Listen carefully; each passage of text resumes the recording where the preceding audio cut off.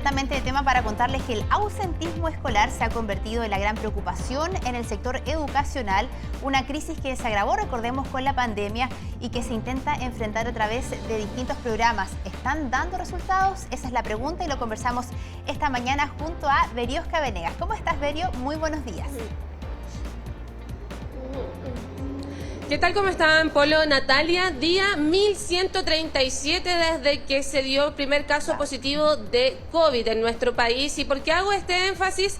Para que entendamos todo lo que significó no solo el combatir todavía la pandemia, sino que en diferentes consecuencias. Y una de ellas tiene que ver directamente con el ausentismo escolar. La semana pasada escuchábamos al ministro de Educación, Marco Antonio Ávila, que decía que estaban muy contentos porque hay un repunte, efectivamente, de la participación de los y las estudiantes en las salas de clases. Sin embargo, esta es una cifra que nos da directrices para avanzar y hacer análisis de lo que han sido estos 3 años, y eso es lo que conversamos desde ya con Rebeca Molina, directora ejecutiva de la Fundación Educacional Presente. Ya lo hablábamos brevemente antes del enlace y me decías, buena noticia, pero hay que empezar a desmenuzarla porque nos está evidenciando una realidad que a lo mejor no es tan positiva.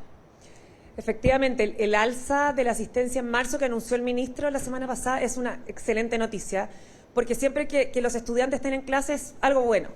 Sin embargo, estamos comparando las cifras de este año con las del año pasado. Y el año pasado, el contexto 2022, recordemos que era un contexto aún en pandemia, híbrido, no todos estaban yendo a clase. Por lo tanto, el alcanzar cifras mejores que el año pasado no es suficiente. Recordemos que en 2019 los estudiantes a partir de octubre, noviembre y diciembre perdieron bastantes clases a partir del estallido social. El 2020 por la pandemia, el 2021 por la pandemia, por lo tanto llevan 2 años y 3 meses perdidos. Llegar al 89% de asistencia es bueno mejorar, pero no es para nada suficiente, para nada. Y en ese sentido, para nada suficiente, ya lo han dicho expertos, no hay que ser una persona con mucho estudio en educación para saber que la presencialidad es la que logra ciertos avances y conocimiento, especialmente en los primeros ciclos. Y es ahí donde también me decía que están las grandes falencias. Exactamente, y ese comportamiento viene incluso de antes de la pandemia. Antes de la pandemia, 1/3 de los estudiantes y las estudiantes de Chile faltaba al menos un mes a clase. Y siempre la curva ha sido, los cursos iniciales, pre-kinder, kinder, primero básico, son los que tienen más altas tasas de ausentismo, y luego enseñanza media, a partir de séptimo, octavo hasta cuarto medio, son las más altas tasas. Entonces tenemos que los dos extremos, los cursos iniciales y los cursos finales, están en situación muy grave. Con la pandemia eso se aumentó, y eso nos ha permitido predecir las altas tasas de estudiantes que se han desvinculado del sistema, y nos habla de que tenemos que darle urgente prioridad a la educación inicial. Por ejemplo, todavía tenemos un kinder que no es obligatorio, entonces hay muchos apoderados y apoderadas que sienten que la educación parvularia aún no es tan relevante. Según la encuesta CACEN 2017, si no me equivoco, el 60% de los apoderados que no enviaba a sus hijos e hijas a educación parvularia decía que no lo hacía porque ya tenía alguien que lo cuidara en casa. Eso significa que las familias no están todavía comprendiendo la relevancia de los primeros años de escolaridad. Y eso es tarea de todos, o sea, de los colegios, del Estado, del Ministerio de Educación, dar las señales de lo importante que es estar en clase desde prekinder hasta cuarto medio. Rebeca, en ese sentido, ¿cuál creen ustedes, bueno, además de lo que estabas señalando tú de la importancia de la educación del primer ciclo, de los ciclos preescolares, ¿qué más se puede analizar ya teniendo estos 3 años? Porque hay que esperar un tiempo para ver el impacto que ha tenido el tema del ausentismo escolar, que es diferente al tema de la deserción, pero es de una otra forma la base de la deserción, que también ha ido en incremento. Mira, en Fundación Presente comprendemos el fenómeno de la deserción o desvinculación como un proceso largo que se llama exclusión escolar. Este proceso de exclusión escolar puede partir incluso en prekinder o antes con la escolaridad de los padres. Este proceso de exclusión escolar tiene factores que van empujando a los y las estudiantes hacia afuera del sistema o tirándolos hacia afuera del sistema, y pueden ser desde factores escolares, factores familiares, etcétera, etcétera, etcétera. Es súper importante que comprendamos que la deserción escolar no es una decisión que un estudiante toma de un día para otro, sino que hay múltiples factores. Y por lo tanto tenemos que estar desde prekinder acompañando a los y las estudiantes para que este proceso de escolaridad sea algo que tenga sentido, que tenga propósito.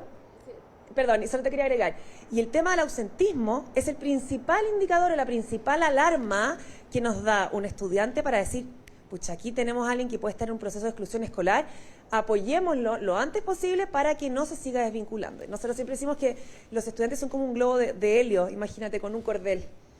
Y que ese globo de helio, cuando hay ausentismo, significa que el estudiante se va alejando. ¿Y qué es lo que pasó? Llegó la pandemia y habían estudiantes que ya estaban bastante lejos, que quedaba poquito hilo. Y con la pandemia, ese hilo se soltó y los perdimos. Eso mismo puede suceder con un paro de docentes, con una repitencia de curso. Entonces, no dejemos que este hilo se empiece a alejar, que esa es la asistencia. Mantengámoslo cortito, mantengamos a los estudiantes en clase para evitar que sigan saliendo del sistema. Rebeca, te quiero pedir por favor que te coloques bien el retorno porque Polo te quiere hacer una consulta directa desde el estudio. Gracias, Verónica. Hola, Polo. Hola, Buenos Rebeca, días. ¿qué tal? ¿Cómo está? Muy buenos días.